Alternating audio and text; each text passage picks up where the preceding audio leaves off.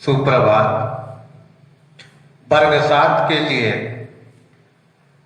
हिंदी पाठ्यक्रम में पाठ तीसरा, नवीन समाज के प्रणेता, इस विषय वस्तु को लेकर के इस कहानी की लेखिका श्रीमती शीलाधर ने कई विद्वानों को अपना कहानी का आधार बनाया। उन्होंने शुरुआत की है कि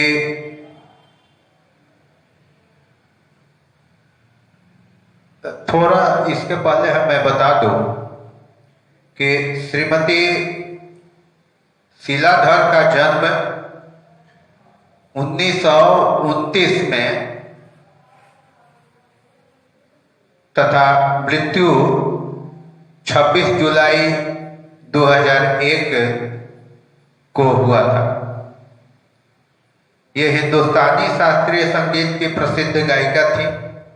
इन्होंने अपनी गायकी के साथ साथ लेखन कार्य भी किया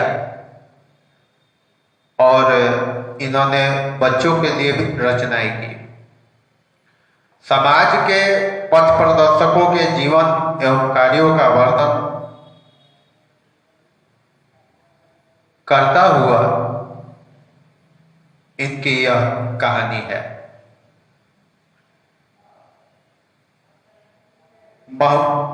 महमूद गजनवी के हमलों के बाद जो मुसलमान भारत आए,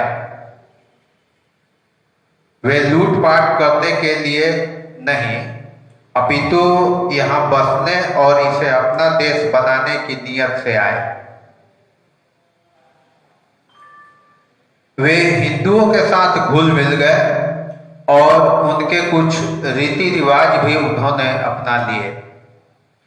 यही कारण है कि विवाह के कुछ रिवाजों और त्योहारों की रस्में दोनों लगभग एक ही तरह से मनाते हैं। हिंदुओं ने भी मुसलमानों से कई बातें सीखी। उदाहरण के लिए उन्होंने कागज बनाने की कला मुसलमानों से ही सीखी। हिंदुओं ने फारसी भाषा भी सीखी। हिंदुओं और मुसलमानों की भाषाओं के मेल से ही हिंदुस्तानी बनी। जब हिंदू और मुसलमान मिलजुल कर रहने लगे, तब एक नई चीज उत्पन्न हुई जो न तो मुसलमानों की थी और न हिंदुओं की। यह दोनों की मिली जुली थी। इस जमाने में बनी इमारतों में ईरानी या मध्य एशियाई प्रभाव दिखाई देता है। शुरू में जो मुसलमान विजेता आए, उनमें से कुछ ईरान और मध्य एशिया के निवासी थे। इसमें प्राचीन हिंदू शैली का भी थोड़ा बहुत अंश था। इसलिए इमारतें बनाने की शैली को हिंदू मुस्लिम स्थापत्य कला कहते हैं। इन दो धाराओं यानी मुस्लिम और हिंदू धाराओं का मिलाप हर चीज में, सोचने और रहने सहने के तरीके में, उस समय के ग्रंथों में, संगीत में और जनता के धार्मिक विश्वासों में दिखाई देता है। अमीरों और गरीबों में काफी अंतर था। गरीब लोगों को इस बारे में कोई विशेष चिंता नहीं रहती थी कि उन पर किसका शासन है, क्योंकि वे समझते थे कि कोई भी बादशाह क्यों न हो, उनकी हालत वैसी ही रहेगी। जब बड़ी बड़ी लड़ाइयां लड़ी जाती थी, तब लड़ाई के स्थान से कुछ ही किलोमीटर दूर किसान शांति के साथ अपना काम करते नजर आते थे। उन्हें इस बात से कोई मतलब नहीं होता था कि लड़ाई में किसकी हार होती है और किसकी जीत होती। जाति प्रथा उस समय तक बहुत कठोर हो गई थी और निम्न माने जाने वाली जातियों के लोगों के साथ बड़ा बुरा बर्ताव किया जाता था। वे ऐसा महसूस नहीं कर पाते थे कि उनमें और तथाकथित उच्च वर्ग के लोगों में किस तरह की कोई समानता भी है। इसके बाद एक बड़ी महत्वपूर्ण बात हुई। इसका आरंभ एक बहुत साधारण विचार और धर्म तथा ईश्वर के प्रति एक नए दृष्टिकोण से हुआ। विचार इतने शक्तिशाली होते हैं कि लोगों के जीवन में भी परिवर्तन ला देते। यह नया मार्ग भक्ति मार्ग था। यह बढ़ता और फैलता गया और अंत में समूचा देश इससे प्रभावित हो गया। भक्ति का मतलब है श्रद्धा अथवा प्रेम। भक्ति मार्ग के कारण हिंदू और मुसलमान एक दूसरे के नजदीक आने लगे। जो संत इसका उपदेश दिया करते थे वे भक्त कहलाते थे। उन्होंने सारे देश को एक सूत्र में बांध दिया और भारत की गरीब जनता के लिए नई आशा की ज्योति जगाई। इस प्रकार भक्ति मार्ग की स्थापना हुई और प्राचीन काल में कई युग बदले और उन युगों में अलग अलग हमारी सभ्यता और संस्कृति विकसित हुई। ऐसे में ही भक्ति काल का भी युग आया था, जो इस काल के अंतर्गत जितने भी बड़े बड़े लेखक कवि हुए उन्होंने भक्ति रस की रचनाएं की और उनमें कुछ का नाम अग्रणी है। इनमें श्रीमती शीलाधर जी ने संकलन के माध्यम से रामानुज का पहला चयन किया है। वे बताती हैं कि जिस समय भारत में मुसलमानों ने बसना आरंभ किया,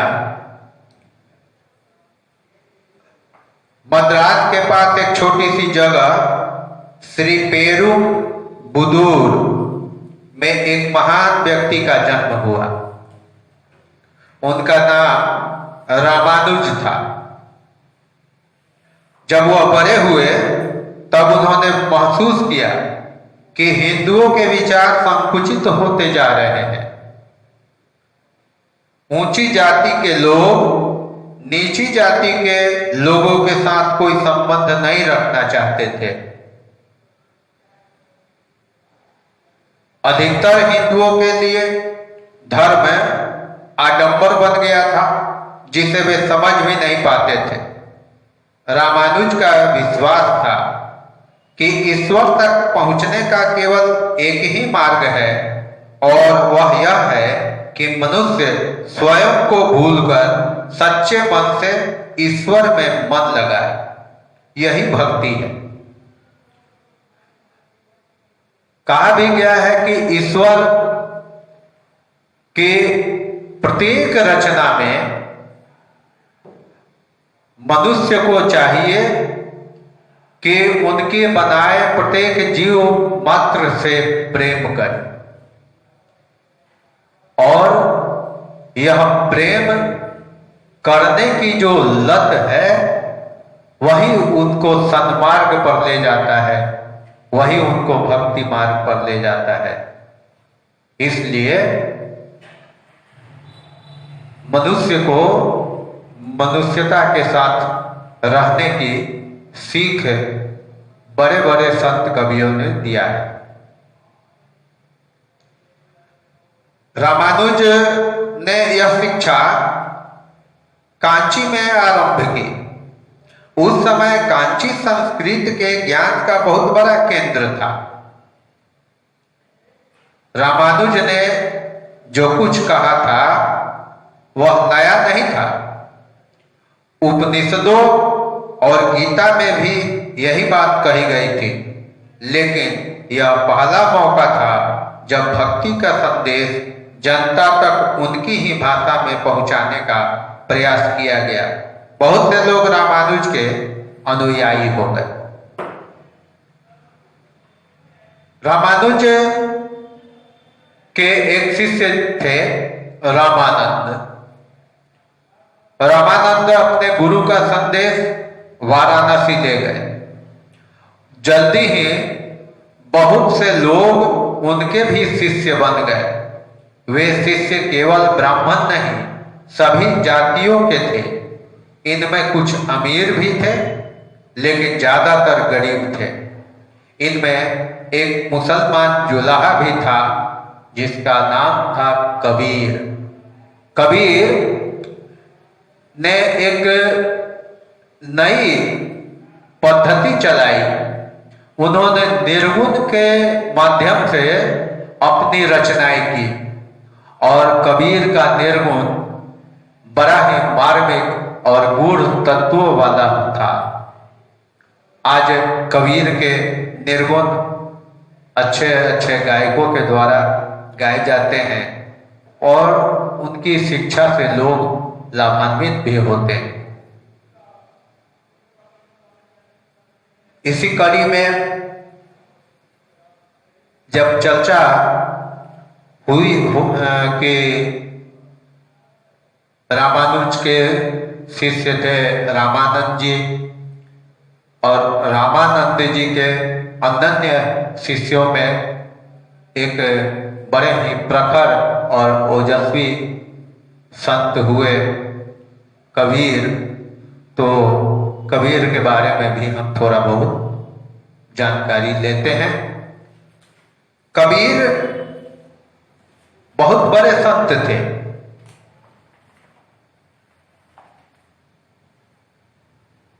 इनके पद आज भी देश भर में भक्ति भाव से गाए जाते हैं। कबीर ने कहा कि ईश्वर एक है, भले ही हम उसकी पूजा अल्लाह के रूप में करें या राम के रूप में। उन्होंने कहा कि यदि मन में सच्ची भक्ति हो, यदि मन में सच्ची भक्ति नहीं हो तो उपवास करना या तस्बीह पढ़ना बेकार है। इसी तरह ईश्वर को पत्थर की मूर्ति में या धर्म ग्रंथों में ढूंढना बेकार है। जिसके हृदय में सच्चा प्रेम है उसके हृदय में ईश्वर बसता है। हिंदू और मुसलमान हजारों की संख्या में कबीर के भक्त बने। जिस समय उनकी मृत्यु हुई, हिंदुओं और मुसलमानों ने उनके शव के लिए झगड़ना शुरू किया। हिंदू चाहते थे कि वे शव को जलाएं, क्योंकि तब हिंदू मानते थे कि कबीर हिंदू हैं। यह भ्रम उनके जीवन का एक रहस्य बनकर रह गया था। कबीर के बारे में कहा जाता है कि वे जिस जुलाहे परिवार में पले बढ़े, वह जुलाहा परिवार तो मुसलमान था, लेकिन लोगों का मानना है कि वह जुलाहा दंपति निसंतान थे और कहीं से पड़ा हुआ बालक उनको मिला था जो आगे चलकर कबीर हुए। इसीलिए तो लोगों का मानना था कि वे हिंदू ब्राह्मण के बालक थे, लेकिन लालन पालन जो है मुसलमान के यहाँ हुआ, इसलिए लोग भ्रमित रहते हैं कि उनको हम हिंदू माने या मुसलमान। इस बात पर वे झगड़ पड़े कि मुसलमान जो मानते थे वे चाहते थे कि उनके शव को दफनाया जाए और हिंदू चाहते थे कि उन्हें जलाया जाए। तो अपने अपने परंपरा के अनुसार लोग चाहते थे। आखिरकार जब उनके शव पर से चादर उठाई गई तब वहां शव के स्थान पर गुलाब की पंखुड़ियों का ढेर मिला, जिसे हिंदुओं और मुसलमानों ने आपस में बांट लिया। आज भी बहुत से लोग कबीर का मत मानते हैं और उस मत को कबीरपंथी कहते हैं। इस पाठ में इतना ही। अगले भाग में हम नानक और मीराबाई के बारे में चर्चा करेंगे। धन्यवाद।